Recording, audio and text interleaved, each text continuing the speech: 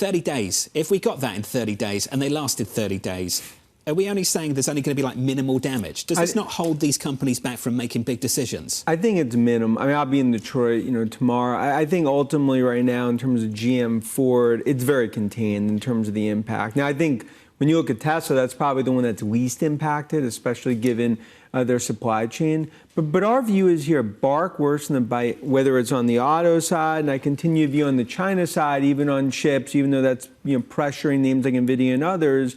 Just as we've navigated in 2018, 2019, you don't sell these stocks because of it, because I continue to view, just like you talk about, where's the spending? I think it's going to be another robust number from Google tonight. Saw Palantir and others. AI revolution alive and well. Tariffs are not impacting that in our view. One of the reasons why your analysis is particularly special is not just because you've been right about a lot of it, but also you travel a lot.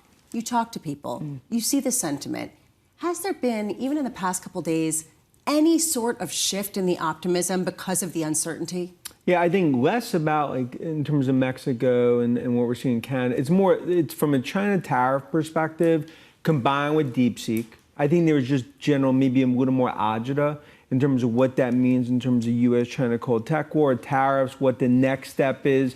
Because part of the issue is, if you go back to this last week, Nadella doubles down 80 billion, Zuckerberg 65 billion. You see just massive capex tonight from Google, Palantir, and massive AI, just another phenomenal quarter. I think the worry is, could anything spoil the party? And the only thing that spoils the party is a ratcheting up in terms of U.S.-China tension. So I think in terms of the nervousness, that's why you're seeing pressure on NVIDIA, on overall tech here, as this plays out. GM was supposed to be immune from this because they actually moved their operations and their business out of China largely to Mexico. Now they're in the crosshairs. I just wonder if other tech companies in particular are moving operations out of China more aggressively to immunize themselves from this type of shock. Yeah, I mean, like to that, look, in GM, it's been sort of one punch after another from the EV perspective in terms of from one administration to the other, the Mexico situation. But I do believe, Mary and the team navigated that extremely well. And I think GM continues to be a stock that we're bullish on here. In terms on the China side, look, my view, we talk about if Apple decide today, if Tim Cook's like, we're going to move 10% of our supply chain out of China, that would basically take about 2 years and ultimately something that could cost, what I think 30, 40 billion if it ultimately, translated.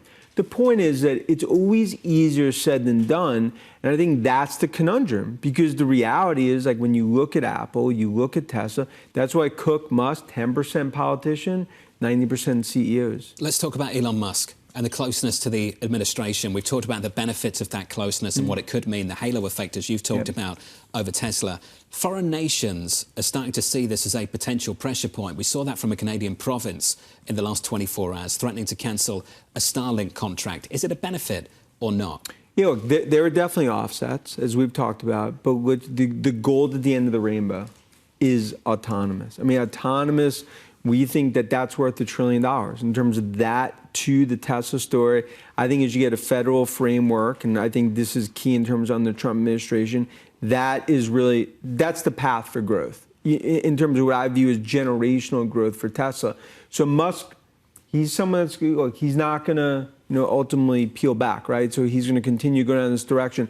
There's negatives, no doubt, but I just think the positives, it was a bet for the ages on Trump. And it continues to be that. And I think it's going to be a historical bet. The president clearly wants to celebrate the national champions of American and corporate America. And so he should. So he should. Let's be clear about that. The question I'm asking is whether other countries begin to punish those national champions. We've seen that from the Europeans on tech. We've seen the tech players not even be able to get into China. Tesla's a rare one. It's a very rare one. I mean, Tesla and Apple, you put on just a different perch, because those, you talk about with Google, they haven't operated in China, who cares? China's actually, the only two tech companies, it's Tesla and it's Apple.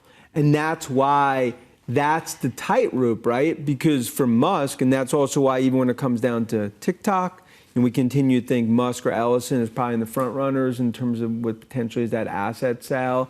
But for Elon right now, it's navigating this whole thing. But I continue to view him more entrenched in the Beltway, despite all the noise, is the best thing that ever happened to Tesla shareholders. To your point, John, last month, Tesla sales fell 63% in France. that is because, in large part, people were taking a look at the political backdrop and saying, nuh-uh, this isn't our gig. I do wonder if there is some reputational damage being done in the longer term, where people are looking at what's going on, some of the tactics, and they're saying, let's look elsewhere. Are you seeing that in any capacity? Look, I think it's contained in terms of the demand issues that maybe that they've seen from a negative perspective, because of it. But Lisa, I think the most important thing is when you think about autonomous, you think about robotics. I mean, that's really the Tesla story. I think 90% of the story today is about that. So there could definitely be some demand issues, we'll call it contained, what the streets focus on. You saw it last week, right? Like the bears scratching their heads, like, why is this stock not going down given numbers got lower? Because the street is focused on autonomous robotics, and that ultimately, if you look where they are in the Trump administration, Musk is in a, he continues to play chess, others playing checkers relative to the situation. One of the big arguments, especially as the China-U.S. trade war really heats up, or trade dance, whatever you want to call it, there is a question about whether it pushes China even more to develop a parallel tech sphere to the U.S. that becomes dominant in its own right, that might be more amenable to a number of countries around the world. How realistic is that to you? Does that become more of a possibility? I think it's not realistic just because of NVIDIA. I mean, we just continue at high-scale GPUs in terms of true build-outs. You need NVIDIA. There's one red phone that goes to Jensen. Now, obviously, DeepSeek, that was kind of the white knuckle moment. Everyone's like, does this change the whole narrative? And I think as more has come out about that, people realize, maybe the bark is a lot worse than the bite. Look, you'll have a decoupling in terms of what's happening in China and the U.S. But in negotiations, it's so important because, again, U.S. needs China, China needs U.S.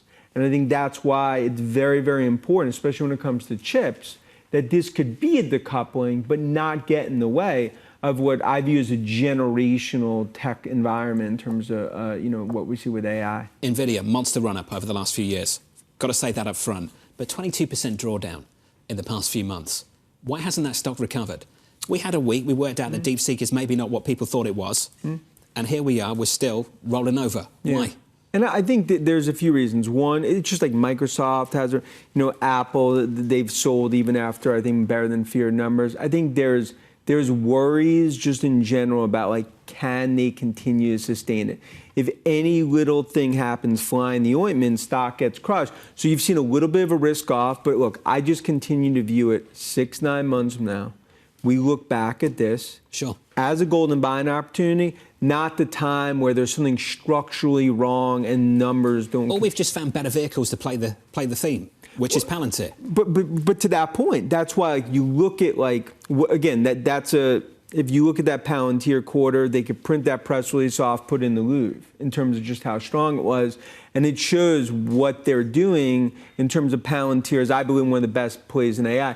But to your point, as the second, third derivatives take hold, from Google to Salesforce to others, there's going to be other ways to play. It's not just about Mag 7. There's going to be others that play into this.